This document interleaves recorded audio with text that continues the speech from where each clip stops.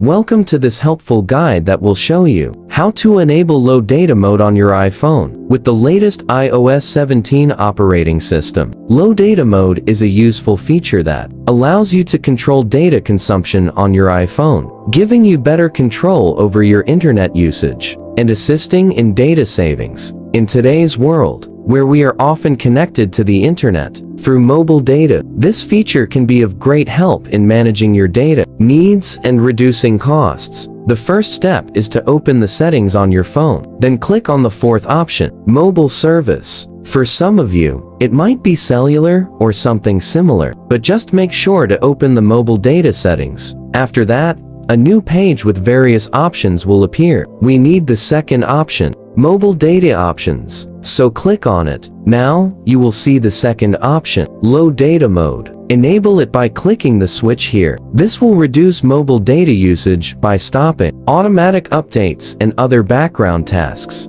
that require an active internet connection. This option is useful if you are on a limited data plan and want to save some mobile data. We hope we've helped you reduce mobile data usage. If you have any additional questions, leave them in the comments below. Thank you for watching. See you soon.